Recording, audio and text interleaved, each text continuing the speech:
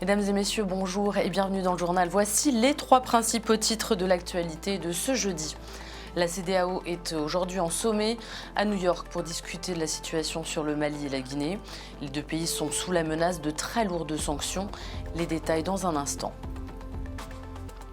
Le président américain s'est inquiété des propos dangereux du Kremlin après que Vladimir Poutine a menacé d'avoir recours à toutes les armes pour protéger son pays. À l'occasion de l'Assemblée générale de l'ONU, Joe Biden a accusé Moscou de proférer des menaces irresponsables.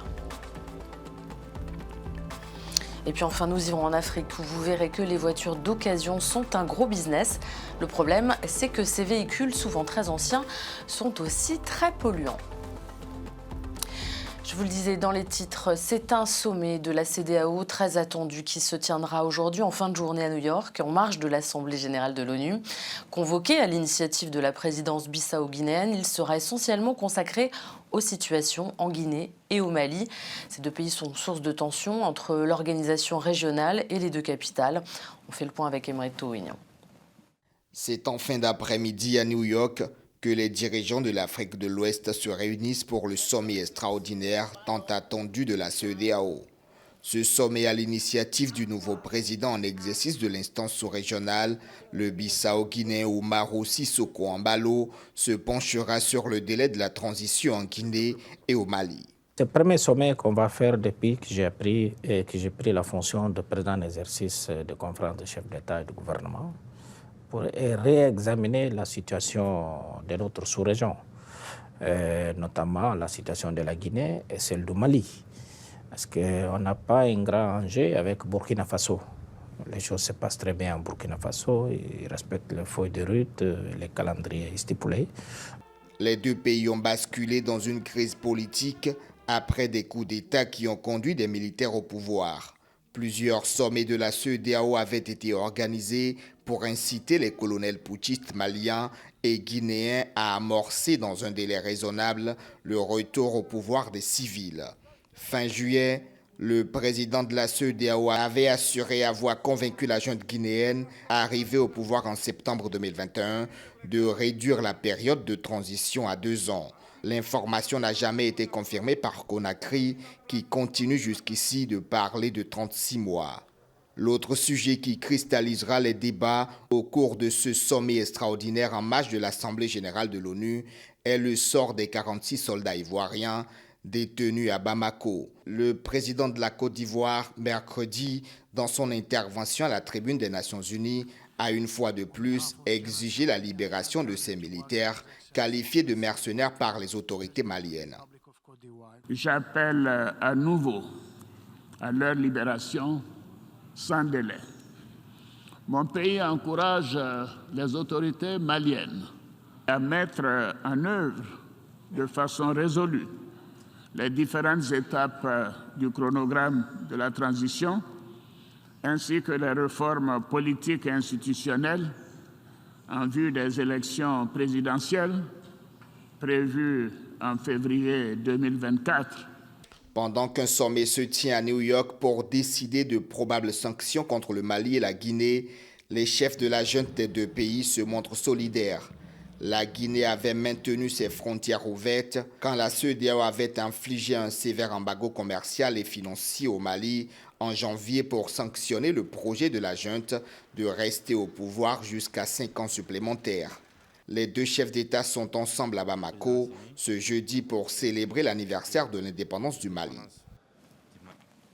Dans ce contexte, le chef de la junte guinéenne, Mamadi Doumbouya, s'est rendu mercredi au Mali pour une visite d'amitié et de travail, à la veille de la fête de l'indépendance de ce voisin également dirigé par des militaires.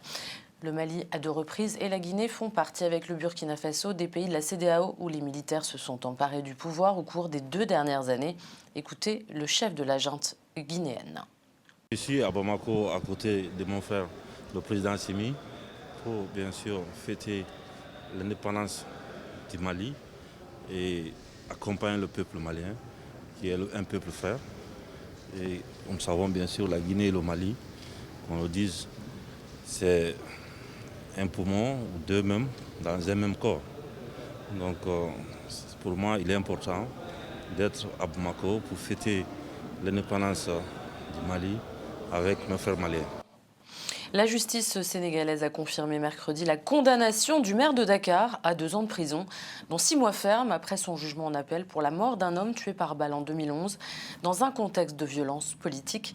Écoutez l'avocat du maire de Dakar, il veut se pourvoir en cassation. Monsieur Barthélémy Diaz est coupable de coups mortels et qu'il est condamné à une peine de 2 ans, dont 6 mois ferme, qu'il a purgé d'ailleurs. Maintenant, l'implication pratique, c'est que Barthélémy Diaz, en tant que maire de Dakar, n'est pas menacé. Mais quant au député Barthélémy Diaz, si cette condamnation est maintenue, il risque d'être déchu de son mandat de député. Donc, pour éviter cela, la première parade, c'est d'initier un pourvoi en cassation dans le délai légal requis. Revenons à l'agenda de l'ONU. Hier, le chef de l'État gabonais a pris la parole à l'occasion du débat général de cette 77e Assemblée générale des Nations unies à New York.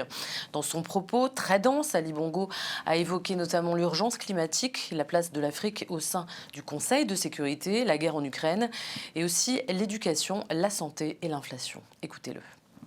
L'émergence de nouveaux pôles d'influence entraîne une cristallisation et commande que nous privilégions un dialogue permanent en vue d'un consensus global plutôt qu'un rapport de force dans l'approche des questions antagonistes au sein du système multilatéral. Face aux rivalités entre puissances et aux défis multiformes qui nous concernent tous, il serait dangereusement naïf de continuer à miser sur des rapports de force ou des positions unilatérales. L'interdépendance des enjeux globaux et l'interconnexion des économies nationales nous exigent de dialoguer afin de répondre de manière appropriée et surtout collective aux menaces les plus graves à la paix et à la sécurité internationale. À l'ONU, des dizaines de pays appellent à lutter de toute urgence contre l'insécurité alimentaire. Une crise alimentaire qui est exacerbée par une convergence de crises, l'invasion russe de l'Ukraine et le manque d'engrais notamment. Les États-Unis, l'Union européenne, l'Union africaine, la Colombie, le Nigeria et l'Indonésie se sont engagés à augmenter leur aide financière aux organismes humanitaires et à ne pas mettre en place de restrictions aux marchés alimentaires et des engrais dont ils veulent accroître la production. Plus de détails avec Valentine Exantus. Alors que l'Assemblée générale de l'ONU se poursuit à New York, des dizaines de dirigeants se sont accordés pour demander de redoubler d'efforts dans la lutte contre l'insécurité alimentaire dans le monde. Une sécurité alimentaire accentuée par une convergence de crises. Dans la Corne de l'Afrique, comme ici en Somalie, l'un des États menacés par la famine, les centres de santé et de nutrition sont inquiets face à l'urgence de la situation.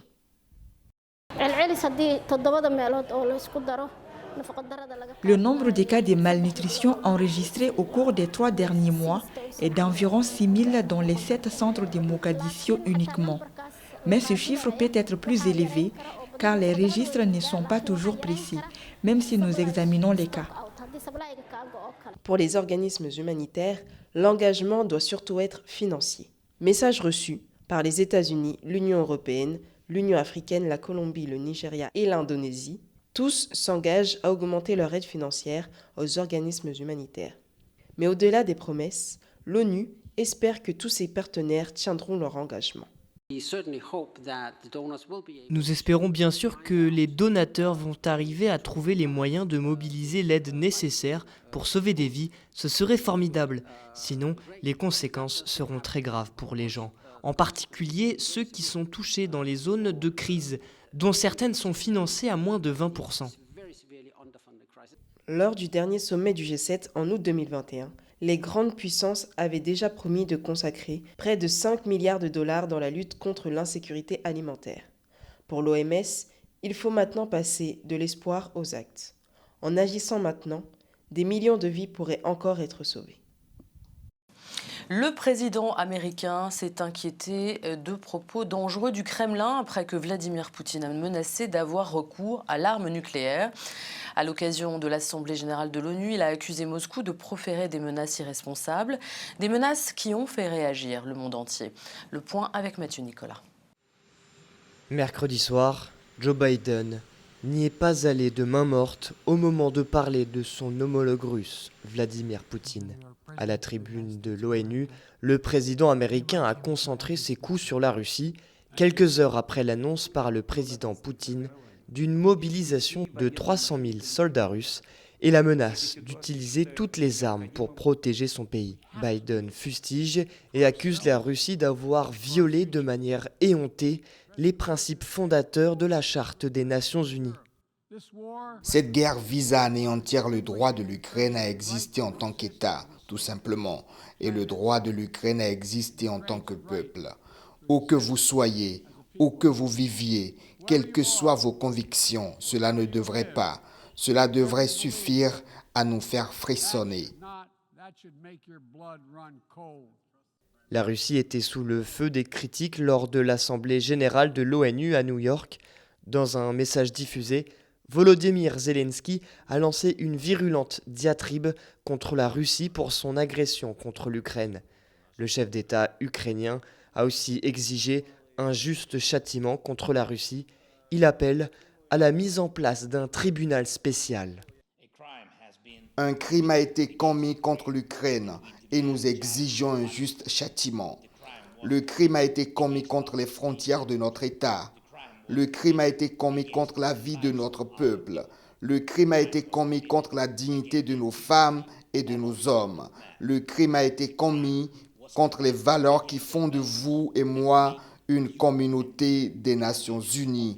Et l'Ukraine exige un châtiment pour avoir tenté de voler notre territoire. En plus de réclamer la mise en place d'un fonds de compensation pour les victimes, le leader ukrainien, se disant prêt pour la paix, a aussi appelé l'ONU à priver la Russie de son droit de veto au Conseil de sécurité. Niveau sanctions, l'Union européenne a fait savoir qu'elle ne chôme pas. À l'issue d'une réunion d'urgence des ministres des Affaires étrangères à New York, le chef de la diplomatie européenne, Josep Borrell, a indiqué que l'organisation onusienne examinait de nouvelles sanctions contre Moscou. Et plus de 1300 personnes ont été arrêtées mercredi en Russie lors de manifestations contre la mobilisation partielle pour l'offensive en Ukraine. Les mobilisations ont eu lieu dans au moins 38 villes du pays. Il s'agit des plus importantes protestations en Russie depuis celles ayant suivi l'annonce de l'offensive de Moscou. Et tout de suite, le reste de l'actualité internationale commenté par Adiata Ngoïba. Au Mexique, un séisme de magnitude 6,9 a été enregistré ce jeudi matin dans la capitale. Une personne a perdu la vie. L'annonce a été faite par le service sismologique national. L'épicentre de la forte secousse serait situé dans l'état du Michoacán. Cet événement survient 3 jours après qu'un puissant séisme de magnitude 7,7 ait frappé le Mexique. 2 personnes avaient été tuées. Au Cambodge, Khieu Samphan a été condamné ce jeudi à perpétuité pour génocide. Il est le dernier dignitaire Khmer Rouge, un mouvement politique et militaire. Le jugement a été rendu par les tribunaux chargés de juger les Khmer Rouges pour leurs atrocités. Khieu Samphan a toujours nié son implication dans les faits qui lui sont reprochés, notamment le génocide contre les Vietnamiens. Il avait déjà été condamné à la perpétuité en 2014, verdict confirmé en appel en 2016. Près de 500 personnes, dont des familles de victimes, des moines bouddhistes et des diplomates, étaient présents à cette audience. La procureure générale de l'État de New York, Letitia James, a annoncé mercredi des poursuites au civil contre l'ancien président Donald Trump. La procureure avait déposé plainte contre Donald Trump, ses enfants et son groupe, la Trump Organization, après avoir enquêté pendant 3 ans sur leurs pratiques financières. Ils sont accusés d'avoir manipulé la valeur des actifs du groupe à des fins frauduleuses. Donald Trump, à son tour, dénonce une chasse aux sorcières infondée, orchestrée à des fins politiques. Letitia James réclame 250 millions de dollars de dommages et intérêts au nom de l'État. Elle demande également pour l'ex-président et ses proches des interdictions de diriger des sociétés. En France maintenant, où le parc éolien de Saint-Nazaire, où se rend Emmanuel Macron ce jeudi, est le tout premier champ offshore à entrer en service au large des côtes françaises, en attendant peut-être la quarantaine d'autres envisagées par l'État. Sur ces images, découvrez donc à quoi ressemble ce parc éolien français, appelé à croître dans les années à venir. La production électrique du parc de Saint-Nazaire représente la consommation domestique de 700 000 personnes. Si on le dit autrement, c'est la consommation générale de la Loire-Atlantique, 20% de la consommation générale de la Loire-Atlantique. Alors actuellement, sur le parc éolien en mer de Saint-Nazaire, nous avons installé 29 fondations et 9 câbles interéoliennes sur les 80 qui seront installés dans les mois à venir. Partons aux Antilles, en Guadeloupe, où le ministre des Outre-mer s'est rendu sur place pour voir comment faire face aux dégâts de la tempête Fiona. 4 jours après le passage de cette tempête qui a fait de nombreux dégâts et tué une personne, le ministre a promis un arrêté de catastrophe naturelle avant samedi et une aide d'urgence, entre autres pour potabiliser l'eau des rivières, car de nombreux habitants et des structures sont encore privés d'eau.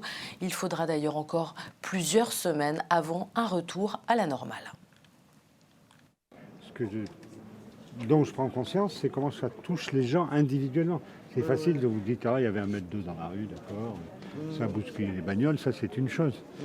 Et puis d'entendre, non pas la détresse, mais ce qu'ils ont vécu en vrai, ce qu'ils ont vécu en vrai un certain nombre de gens, ça c'est important.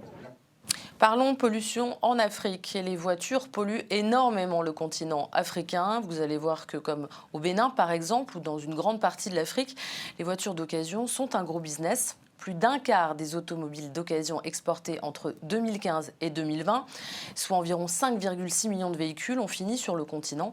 Mais le problème, c'est que ces anciens modèles sont souvent très polluants. Valentine Exantus. 4x4, pick-up, SUV, difficile à remarquer à l'œil nu, mais ce parterre de véhicules a une particularité. Ici, on ne retrouve que des véhicules d'occasion, anciens et polluants. À Cotonou, la capitale économique du Bénin, ce modèle de parc automobile s'étend sur des kilomètres. Accessible à partir d'un tarif avoisinant les 1,5 million de francs CFA, soit 2 300 €, les voitures d'occasion trouvent généralement leurs clients. Moi, je n'ai pas l'argent pour payer le véhicule des maisons neuves. Le véhicule que je conduis, c'est un véhicule d'occasion. Et quand je démarre, si tu n'es pas touché même le véhicule, tu ne sais même pas que ça marche. Donc le véhicule d'occasion est toujours propre.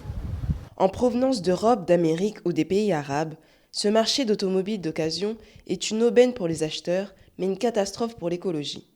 Selon un rapport du Programme des Nations Unies pour l'environnement publié en 2021, la plupart de ces véhicules exportés dans les pays en développement sont vieux, polluants, énergivores et mettent en péril les objectifs de lutte contre le réchauffement climatique dans le monde.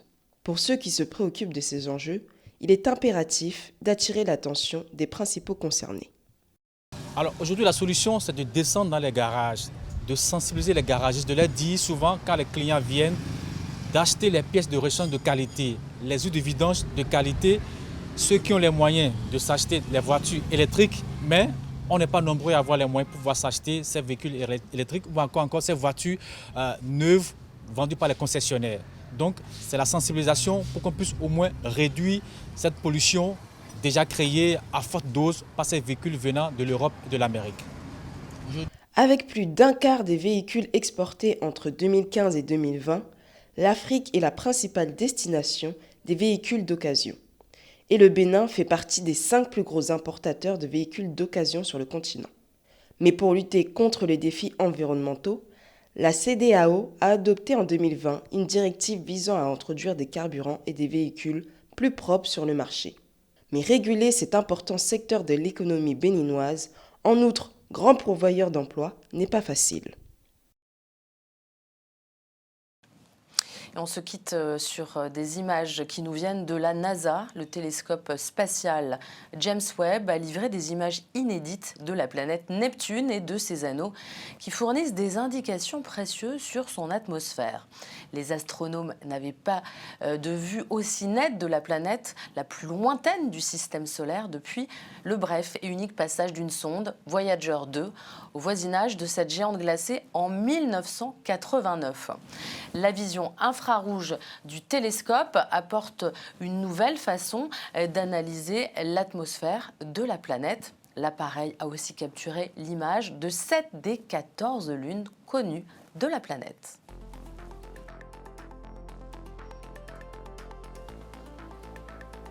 C'est la fin de ce journal. Merci de nous avoir suivis. Je vous souhaite à toutes et à tous une excellente journée et je vous retrouve dès ce soir pour de nouvelles informations.